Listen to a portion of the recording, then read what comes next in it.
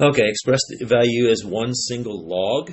Okay, so these two we're just going to go ahead and rewrite as a fraction because we're one minus the other. So that I don't think is too bad. I don't really have any work to show with that one. Okay. Suppose concentration of substance inside the cell is twice the concentration outside the cell. Okay. So then here's what we're going to have to do is we're just going to have to use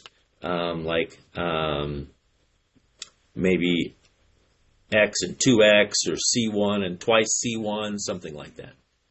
Okay, we'll figure it out.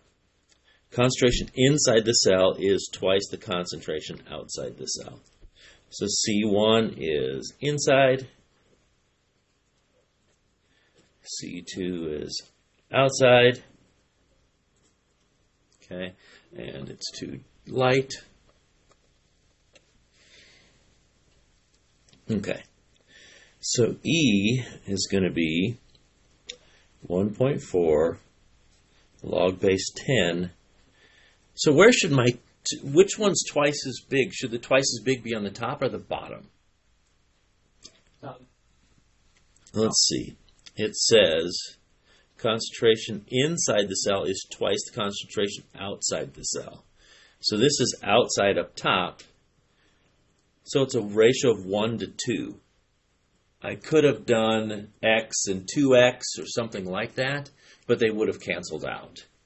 I could have done this was C2, then this is twice C2, but then they're going to cancel out. But my ratio is just 1 to 2. But that doesn't seem like it's jiving with what they're saying here, because they're saying use log base 2.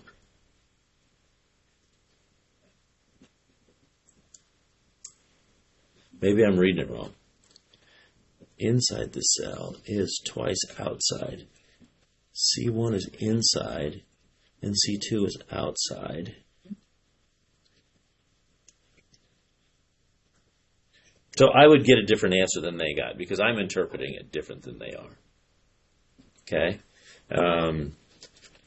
I would see what I would come up with. 1.4 log of 0.5, negative 0.421. That's what I would get.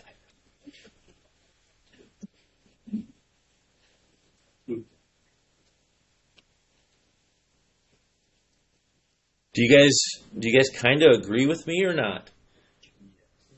Yeah. Because it says the inside's twice as much, so that should be. So this is my base unit is outside, and C1 is twice that.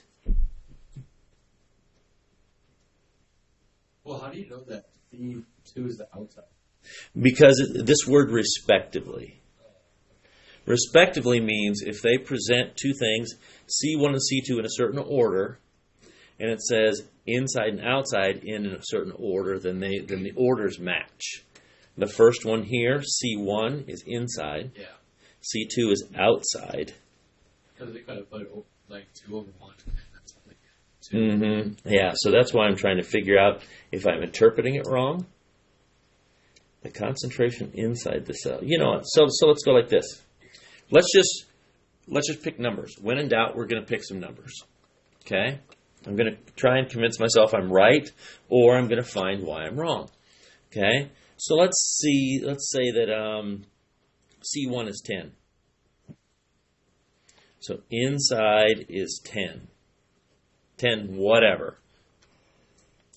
It says the inside cell is twice the outside. So it'd be 5 on C2. Mm-hmm. Oh, let's see. Okay, so let's put these things in. So do you guys agree with that, 10 and 5? Yeah. Okay. So then C2 would be 5, and this would be 10. So yeah, so it'd be 1/2. So I disagree with the book. Yeah. Okay.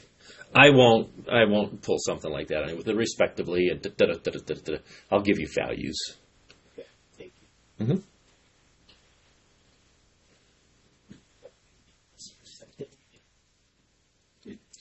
Yeah. A lot of time they'll use, if they have multiple things they're talking about, then they'll clarify it, and put them in the same order, and they'll just say it's respective. Okay, like I could say, two students, Bob and Jan, have grades of 91 and 82 respectively. That means Bob had the 91 and Jan had the 82. Yes. I feel like the same because you got a negative, right?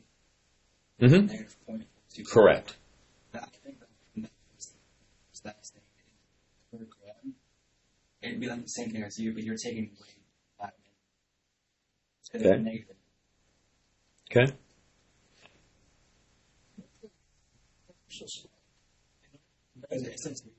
Outside to the in. Oh! No, this says outside to the inside. This is outside to the inside. Is that how much you're taking away? Possibly.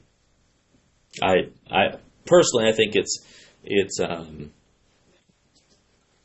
I think they I don't have a solutions manual for this one, so I can't look at it and see their work, but I think it might be an error. That's a great question, Eddie. Nice job. And then this one, let's see if this one's right. Maybe it'll lead to an epiphany on our part. Suppose the concentration of substance inside a cell is 4 times outside. Oh, it's going to be the same type of situation. 4 times outside. Yeah. Yep. So anyway, I appreciate the question, but I think that's about all the time it deserves. Depends on how you took it. Is it C2 or C? Yeah.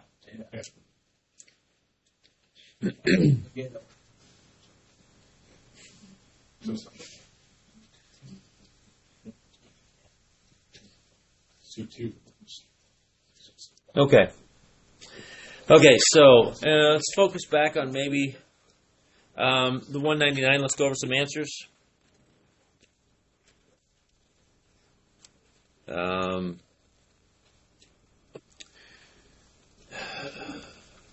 199, number 120 is 3. I'll just read the odds while I'm at it here. I might as well. 121 is 4. 122 decibels, 10 to the 13th, 10 to the 7.5, and 10 to the 5.5, or about 316,000 times. I've got something going on that's got me in a funk here. So, 138, or 136, I'm sorry, is H. 137, even though I will not put something like 137 on the test, is C. If I was doing that on an ACT, I might just try and plug in some values.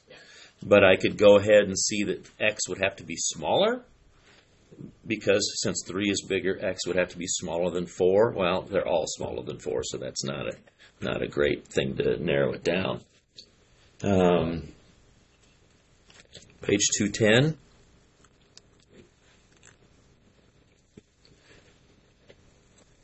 $38 is 3/5.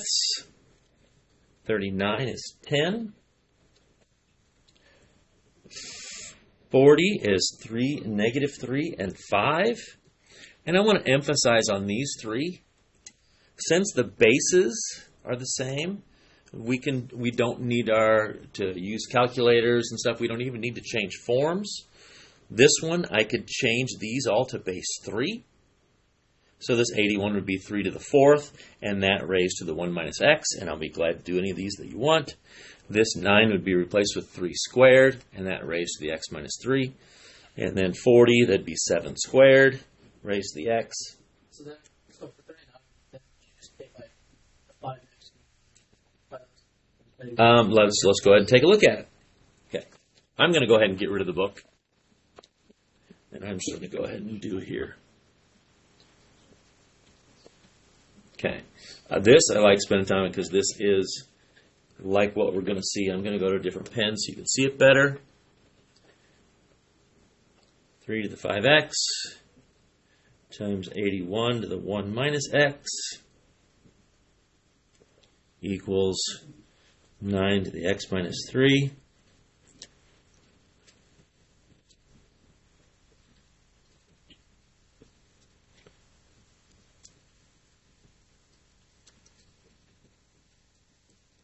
Okay, so we just go ahead and substitute in base 3's. Okay, now we have to use our laws of exponents. If we have an exponent raised to another exponent, we just multiply our exponents. Same here, we're going to multiply our exponents.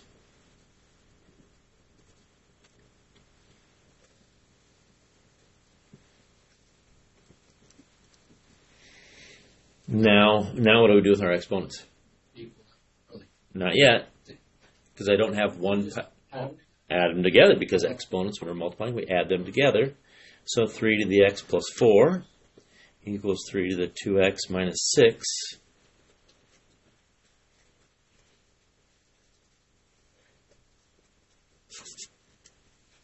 And there's where we get my x is 10. How did you drop the first 3? Is it just because you did 3 to the 5x plus? Yes, I added these two exponents. Good question, Hunter. That's good. So, Mackenzie, when can you start bending it? Really? To let the stitches kind of, yours was a lot worse than mine. Stretcher, I like those shoes. I like that color. They're sprinkles. See, they move.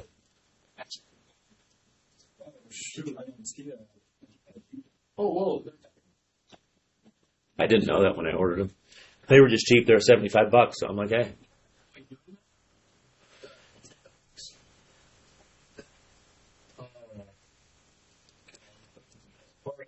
No.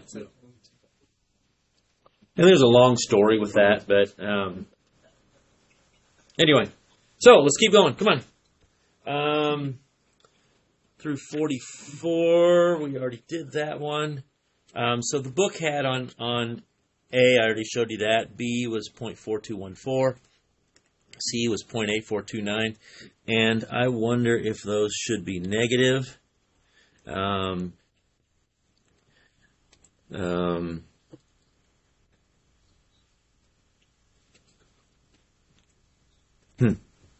Interesting. Okay, today all I've got is some trig, sine, cosine, tangent stuff. So this would be a good time to ask any questions that you might have with the graphing calculator stuff, or yes, sir. Yeah. Page 196. 196, number 37. Okay, let me write this down.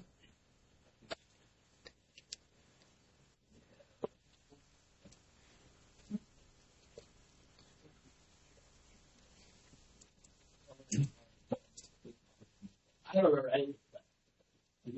I don't know. I remember what it was supposed to look like. Okay, here we go. So here's 37. So first thing, before we do anything, let's just take a look at it. My x is in the exponent. So to get it out of my exponent, at some point, I'm going to have to rewrite it as a log. Okay? Or exponentiate or log both sides.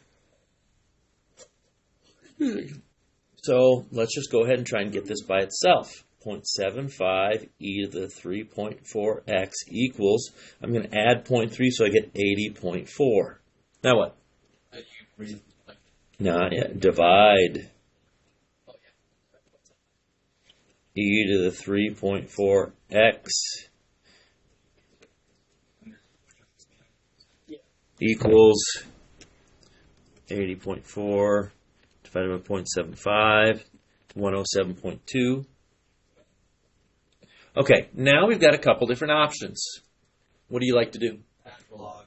Natural log of both sides? Okay.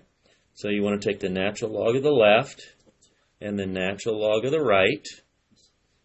So we got 3.4x equals natural log of 107.2. Then you divide by 3.4. Yep. Let me double check, make sure we're on the right track.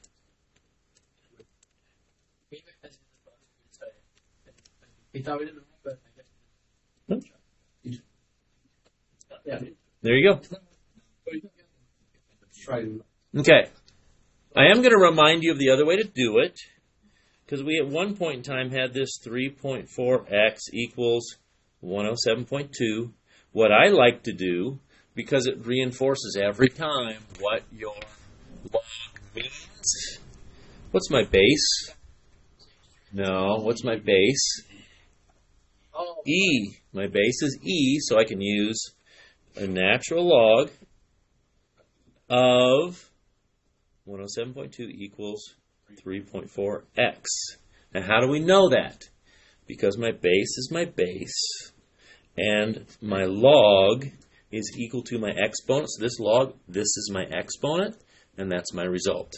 So, would you just put that down? Yeah, so natural log 107.2. I just put the E there to clarify. You don't have to write it. And then I divide by 3.4.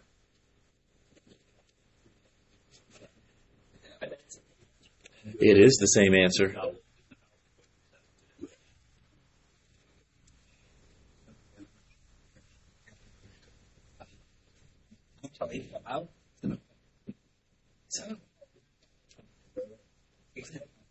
Okay. So do your due diligence and go over problems in this section, how to solve and how to solve and how to solve. This is the one where I gave you a worksheet where we just did a bazillion problems in a day. I wrote it out for you, so you can look back through that as well. Yes, sir. Never mind. Are you sure? Let's go for a fresh, but- Yes, Eddie.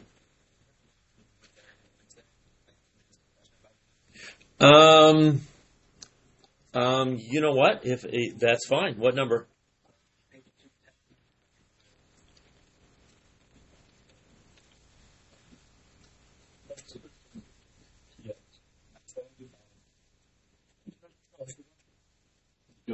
He's joking. You know what? I'm going to go ahead and take a look at this because this is really similar to one on the last test that some people are retaking.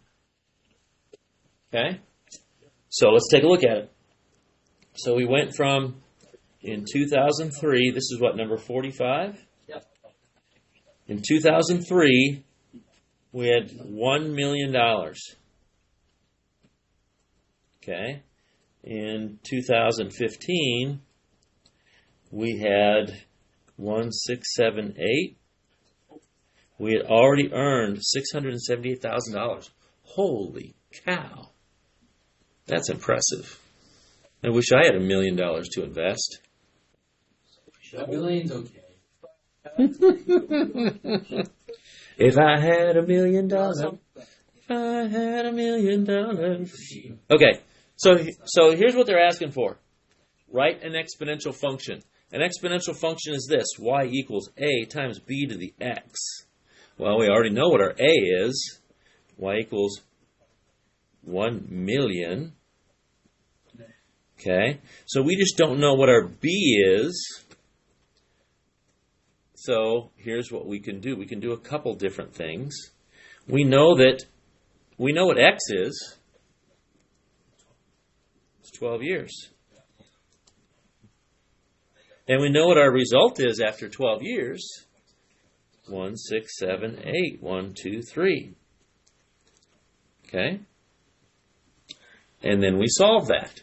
Well, how do we solve it? Divide by 1 million, and I'll do this in my head. 1.678. Hold your applause, please. Okay? Now what? 12th root. Or raise it to the 1/12th power. Because that's probably what you're going to have to do with your calculator anyways, raise it to the 1/12th power. So 1.678 raised to the 1 divided by 12. Let me guess. 1.044. Is that correct? Yes.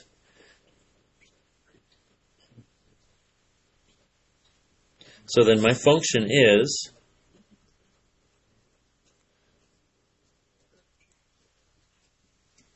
and then that would be my, maybe, I don't know, you can set it equal to y or set it equal to whatever.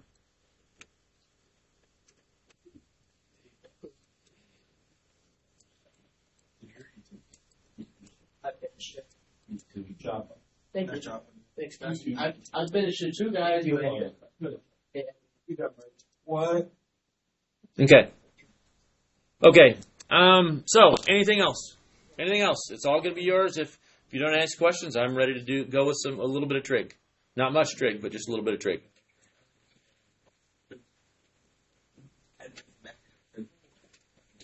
Right. We listen to that one song. I don't want to know Tuesday. Oh, okay. Okay. Here we go. 4.1. So this test is tomorrow, right? Okay. I will have a review on the board. I had one person take advantage of that the other day. I would like to see more than one, but that's just me.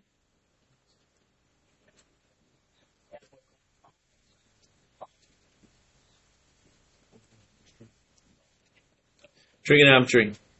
But, so, what's your magic word? No. So, Toa. So what this tells us is sine of an angle is equal to the opposite over hypotenuse. All of these are just ratios. Cosine of an angle is equal to adjacent over hypotenuse. Tangent of an angle is equal to opposite over adjacent. Okay? So, I could do something really nicely here that's just going to say, let's just do a quick example. I would do this elsewhere because we're going to write something else underneath it. If I say something like this, 6, 8, 10, and I said this is A and that's B, what is, well, first of all, do you guys need some reminder of opposite, hypotenuse, and adjacent? No. Sure. I'll Because take it. A, if I'm looking at A, what is 6? Opposite. What is 10? Hypotenuse. And then the leftover one's adjacent. That I always just label, those. So I'm going to go ahead and do this in, let's find this amber color. So opposite, adjacent, and opposite, hypotenuse, and adjacent. Okay, so now I can ask lots of different questions. What's sine of A? 6 over 10, because it's opposite over hypotenuse. This is actually good. I'm going to go with this protractor because I think that all of the best protractors to them. Okay. Cosine of A. 8 over 10. Tangent of A equals 6 over 8. Okay? And I could do the same thing for B, but are my labels going to change for B? Yes, they are. So I'm not going to take the time to do that. Here's what we need to spend our time with. You're going to be thrilled. We have 3 new functions. Have you ever heard of secant, cosecant, cotangent? Yeah. So you guys did that in class? Okay. So which one is sine flipped? Cosecant. How do you remember that? Not. It's not secant. It'd be nice. You would think they'd line up. Okay. What do I get if I flip cosine? Secant.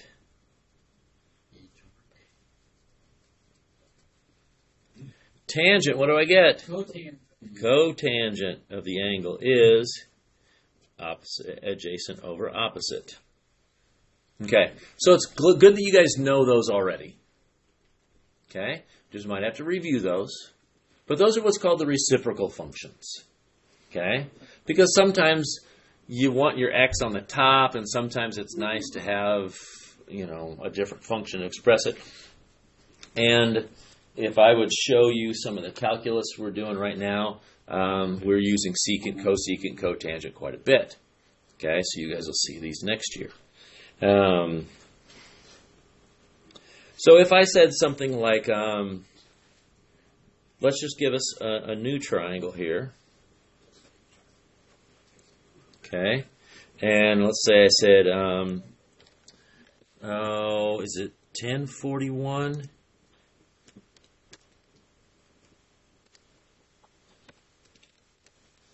No, that's not right. 1040 and 41.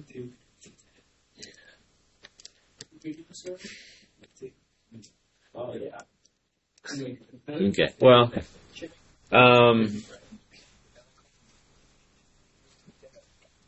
let's do this.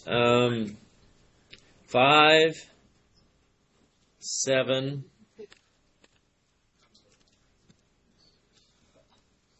74. Square root of 74. So I get A and B. Okay? So I'd like to think that if I gave you that, you could write all 6 trig functions of either A or B. Okay? So what I do in that situation is if I'm going to do B, let's label it 74. Okay? So if I'm going to do angle B, this is my opposite, this is my adjacent, and this is my hypotenuse. Okay? So now let's go ahead and list all my trig functions. Sine of B, help me out. It's 5 over. Okay, I'm just going to leave it like that for now. I know we don't like radicals on the bottom. Cosine of B. 7 squared 74. Wow. 74. And then tangent of B. 5 over 7.